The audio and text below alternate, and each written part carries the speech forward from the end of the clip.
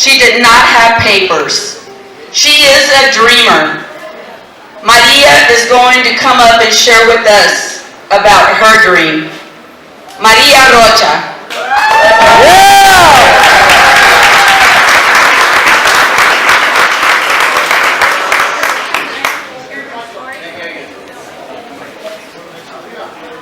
Can you hear me? Okay. This is the first time that I share my story, so I may be a little nervous. So just bear with me, okay? Just paciencia. Mucha paciencia. It has been said that life is short. There is no time to leave unimportant words unsaid. The journey I am about to share today is an untold one. Untold because I grew up ashamed of my culture, ashamed of my color, even ashamed of my name, Maria Mayela Rocha. And it was because of my own fear of being singled out as, quote, the one who didn't belong here. Today I am here to act and speak on behalf of millions of individuals living in my legal situation. Those who, regardless of what age or how much of our native culture resides within us, we remember to stress the importance and respect that we, as the new generation of Mexican Americans, continue to have on this culture.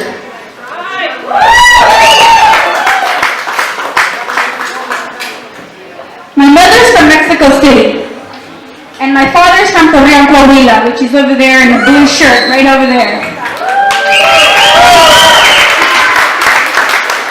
Which is where I'm from, Torreon, Coahuila. Y muy orgullosa de ser de Mexico. Both of my parents come from large families. I have 11 aunts and 10 uncles. I crossed over to America at age 3. I lived with my parents, who both worked on a ranch in Stonewall, Texas, a little German town near Fredericksburg, and found that this place was new home to a new family of undocumented immigrants. During my formative years, I was enrolled in an English-only school. Each day, I pledged allegiance to a foreign flag with foreign words. Maintaining my mother tongue at home was the powerful element in keeping my family alive. In fact, that continues to be the element that keeps us together at the dinner table, carrying humble conversations. Since then, thankfully, we are still here in San Antonio, living together in our home. My brother, a U.S. citizen, is about to graduate from high school. My parents have had the blessing of working with understanding and generally appreciative people who have extended their hands of grace when no one else did. I, for myself, have been living my dream of becoming successful and educated for as long as I could remember. That belief was something my parents drilled into my head in the moment we stepped into new territory. They didn't want me to live like them. I was told to go to school, excel academically, and graduate from a university. No papers, no excuse. Here we are labeled as dreamers. We are the fruit of our parents' hard work and sacrifice. The fact that deferred action also refers me as a dreamer is a coincidence. The fact that it was passed last year on my birthday, on my 25th birthday, is just a coincidence. I have a photograph from 1991 when I attended Stonewall Elementary, where I am in the arms of who was president back then, George Bush. And he signs, to Mayela, good luck. But that is just it's another coincidence. But little did I know what was in future for me. After my quinceañera, I started to work, and haven't stopped working since then. I started working at the Mercado downtown at a bracelet stand, getting paid $6 an hour. During this time, I picked up a few jobs in Alamo Heights. At some time, I was working 4 jobs. During this entire time, I was enrolled as a full-time student. A number of us undocumented folks at work got busted, and one day after the other, we were laid off. After graduating with honors from Edison High School, obtaining a bachelor's degree in human development specializing in bilingual education EC through 6 from UTSA, and graduating debt-free after 7 years, I felt restrained by the fact that a simple 9-digit number was impeding me from achieving the biggest part of my dream.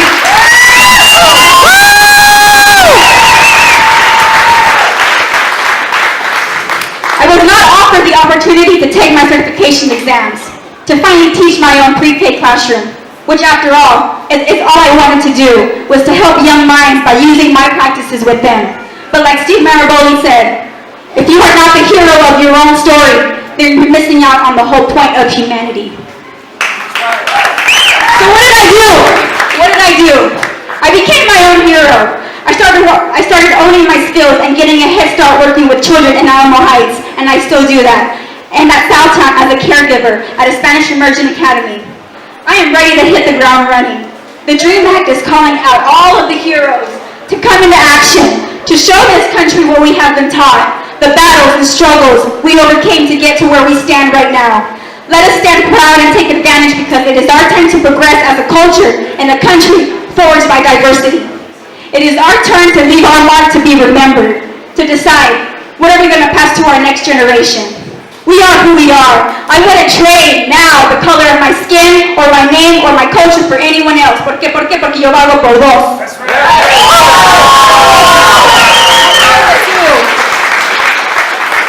I'm proud to be a Mexican, authentically Latina. I'm proud of the gift of my heritage that was passed on from my family, a gift that I will continue passing on to everyone I encounter. Up to this day, we still face oppression, segregation, and profiling under disguise. Under whispers and behind our backs, I still get labeled as that Mexican. People love to stare at as if we were from another planet, but the reality is that we're just your neighbors. We've been neighbors because we've been living under a fear of getting caught and always limiting ourselves to resources citizens of this country have. La familia is the backbone to our culture. We stick together till the very end, and it is not fair that a border impedes us from being surrounded by our loved ones. Uno jala al otro. Eso es la familia. Take my car away, take my house away, but don't take my family.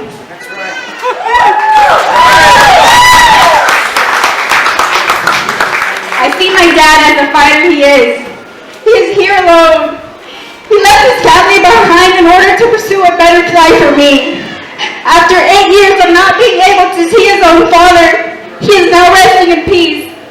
He is not able to see his mother because she is too feeble to travel, and may never again see her due to laws that impede him from visiting home. These pains have affected him psychologically, mentally, and emotionally. The Spanish language has been a major factor with our relationship. It has helped us maintain a tight bond. I recall bringing him on a show and tell day in kindergarten to Stonewall Elementary to perform a song with me and his guitar. To him, I will always be my Yelita. And to me, he will always be my hero, a warrior, and a survivor. He taught me through the Mexican culture and language, morals and values, and to this day, Spanish is what keeps us together. A familia para siempre. Póngase en el papel del inmigrante. Es difícil llegar a un lugar donde no conoces a nada ni nadie. Inclusive, no conoces el idioma. ¿Les gustaría sufrir burlas, rechazos, racismo, etcétera? No hagan lo que no nos gustaría que les hicieran.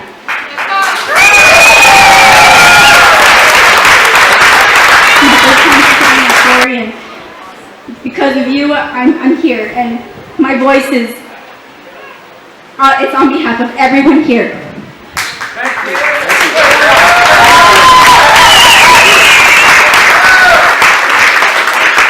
This may be Estados Unidos, pero todo México, Latinoamérica y Centroamérica